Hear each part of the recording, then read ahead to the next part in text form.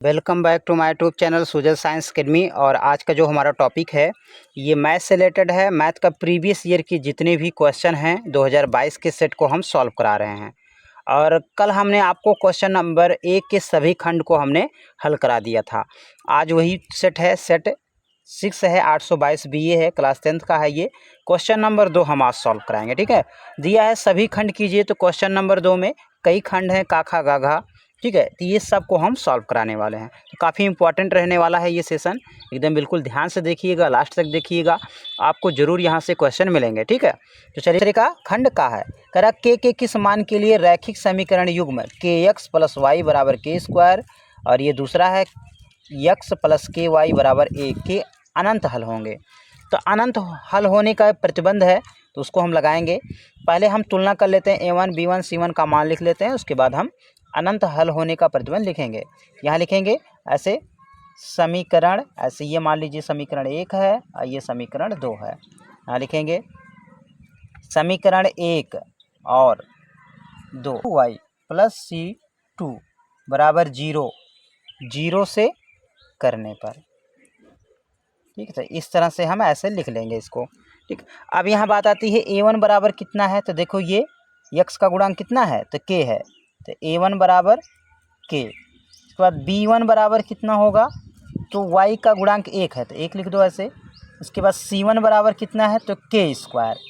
इसके बाद a2 बराबर कितना है, x का गुणांक कितना है 1, b2 बराबर k है, ये y का गुणांक k, c2 बराबर कितना है, तो 1, ऐसे लिख देंगे। अनंत हल होने का प्रतिबंध, अनंत ढंग से सॉल्व करेंगे सवाल को बिल्कुल। यहाँ पे देखो ये a1/a2 = b1/b2 = c1/c2, ये है अनंत हल होने का प्रतिबंध है। अब यहाँ पे मान रख दो, तो ये a1 का मान कितना है, तो k, a2 का मान कितना है 1, बराबर b1 का मान 1 और b2 का मान k, बराबर c1 का मान k² और c2 का मान 1 है। ठीक है, ऐसे क्रॉस मल्टीप्लाई कर देंगे, पहला दूसरा लेंगे, ऐसे इस तरह से k का k में जाएगा तो k² और 1 का 1 में जाएगा तो 1 हो जाएगा। ठीक है, अब k बराबर कितना हो जाएगा, स्क्वायर इधर आएगा √1। ठीक है, ऐसे प्लस माइनस, तो 1 का वर्गमूल 1 ही होता है, तो आपको मिल गया k का मान। तो k के किस मान के लिए अनंत हल होंगे, तो 1 के लिए, यही आपका आंसर है। तो इस तरह से आपको बोर्ड के एग्जाम में लगाना है अच्छे से क्वेश्चन को। देख सकते हैं ये क्वेश्चन नंबर 2 का खंड खा है। दो समरूप त्रिभुजों के परिमाप क्रमशः 40 तथा 60 सेंटीमीटर हैं, तो इनके क्षेत्रफलों का अनुपात बताओ। ठीक है, तो इसमें एक सूत्र है कि जैसे हम लोग जानते हैं एक प्रमेय है। प्रमेय क्या है कि जो क्षेत्रफलों किसी समरूप त्रिभुजों का जो परिमाप होता है उनकी जो है संगत भुजाओं के अनुपात के बराबर होता है। ठीक है, ये प्रमेय है कि दो समरूप त्रिभुजों का परिमाप जो होता है वो बराबर होता है उनकी संगत भुजाओं के।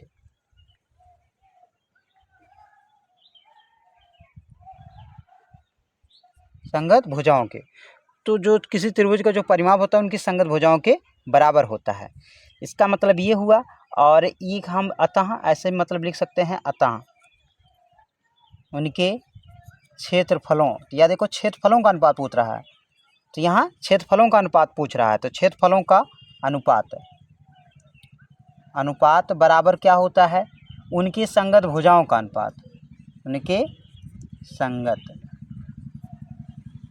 भुजाओं, उनकी संगत भुजाओं के अनुपात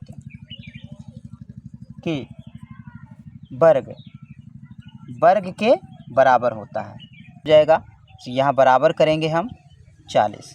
ठीक है, तो परिमाप की जगह हम भुजा रख सकते हैं। ठीक है ना, यहाँ पे तो 40/60 हो जाएगा, तो ऐसे यहाँ पे हम वर्ग कर देंगे। ठीक है, तो बराबर 0 से 0 काट दो, तो यहाँ 2 से काटेंगे, 2 दूनी 4, 2 तिहाई 6, स्क्वायर ऐसे रहेगा, तो कर देंगे 2 दूनी 4 और 3 त्रिका 9। ये आपका आएगा, ये हो जाएगा क्षेत्रफलों का अनुपात, इतना होगा। तो देख सकते हैं क्वेश्चन नंबर 2 का गा है, त्रिभुज ABC में सिद्ध कीजिए कि cos A + B बटा 2 बराबर sin C बटा 2। तो काफ़ी इंपॉर्टेंट सवाल है ये, तो बहुत इजी भी है, बहुत आसानी से इसको लगा सकते हैं। देखो कह रहा है त्रिभुज ABC, तो त्रिभुज ABC यहाँ बना लेते हैं हम ऐसे, ठीक है। तो कोई भी त्रिभुज बना लीजिए, कोई दिक्कत नहीं है। यहाँ मान लीजिए A है, ये B है, ये C है। तो कह रहा है किसी त्रिभुज में सिद्ध कीजिए इतना, ठीक। तो हम जानते हैं, यहाँ लिख देगा, हम जानते हैं कि किसी त्रिभुज के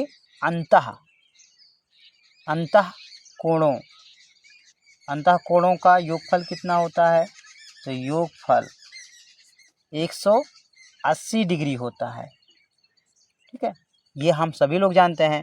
इसका मतलब ABC टोटल कितना हो जाएगा, यानी angle A, angle B, angle C को ऐड करेंगे कितने के बराबर आएगा, तो 180 के बराबर आएगा। अब क्या करेंगे, दोनों पक्षों में हम 2 से भाग दे देंगे।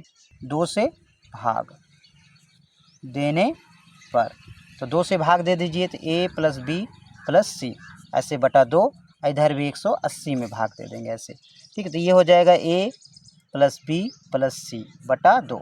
इधर ये इसका हम ऐसे काटेंगे तो यहाँ 90 डिग्री आ जाएगा। अब देखो यहाँ जो सिद्ध करना है हमें, देखो C को इधर रखा है तो C को इधर ले जाओ, ठीक है, क्योंकि C इधर है इस पक्ष में, तो C को इधर कर देंगे। इधर A + B है तो इधर A + B रखेंगे, तो C को इधर कर देंगे। ये हो जाएगा A + B बटा 2, ठीक। क्योंकि 2 जो है C के भी साथ है, इसलिए जो है ये इधर आएगा तो प्लस है तो माइनस हो जाएगा, कुछ इस तरह से, ठीक है। और A और B के साथ 2 रहेगा और 2 C के भी साथ है, ये इधर आ जाएगा, चिन्ह बदल जाएगा, ठीक है। अब जो है हमारा कुछ इस तरह से हो गया, देखो A + B बटा 2 आ गया, इधर C बटा 2 आ गया।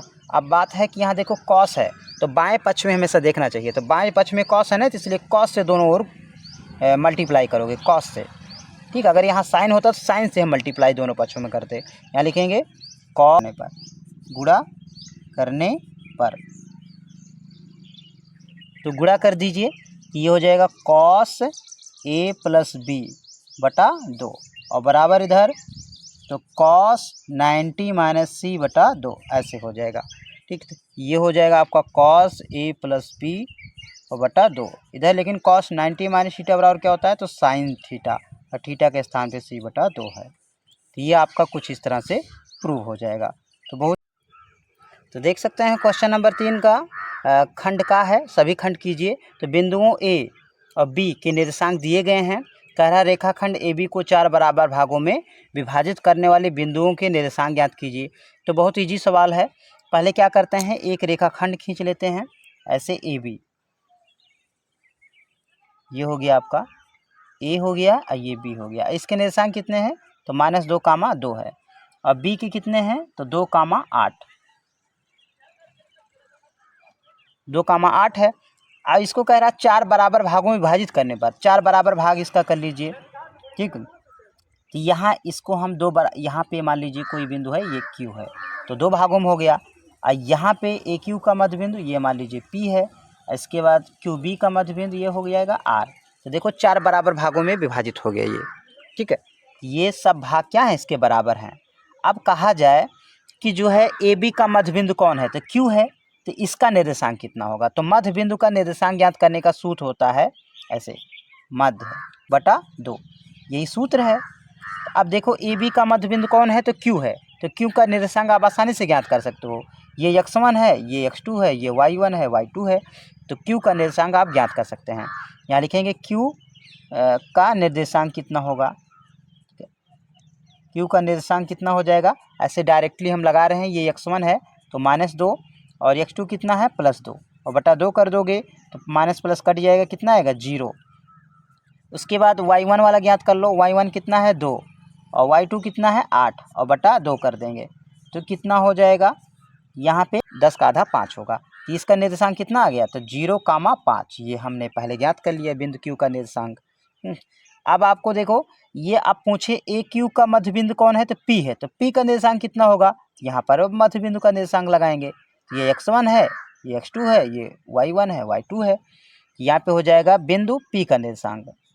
P का निर्देशांक कितना होगा, तो P का निर्देशांक बराबर वही x1 तो ये हो गया x1 माइनस 2, x2 कितना है तो 0 है, और बटा 2 कितना हो जाएगा -1 हो जाएगा। ठीक है, तो ये कितना आ गया यहाँ पे -1। अब y1 वाला रख लो 2 और प्लस 5 और बटा 2 कितना हो जाएगा 7 बटा 2। ये बिंदु P के निर्देशांक मिल गए आपको। ये -1, 7 बटा 2 ये बिंदु P के निर्देशांक मिल गए। R का निकालना है तो R किसका मध्य बिंदु है तो QB का है, तो इसका मतलब R, तो बिंदु R का निर्देशांक ऐसे R का निर्देशांक, तो देखो ये R क्या है QB का मध्य बिंदु है। तो ये हो गया x1, ये हो गया x2, तो 0 प्लस 2 बटा 2 करेंगे कितना आएगा, 2 का 2 में भाग करेंगे 1 आ जाएगा। और यहाँ y1 y2 तो यहाँ पे 5 प्लस 8 बटा 2, तो 8 5 13, 13 बटा 2 आ जाएगा। तो बिंदु R के निर्देशांक कितने हो गए तो 1, 13 बटा 2। तो इस तरह से आप निकाल सकते हैं। ठीक, ये हमारा आंसर हो गया। ये हुआ R का, ये हुआ P का और ये हुआ Q का। ठीक ना।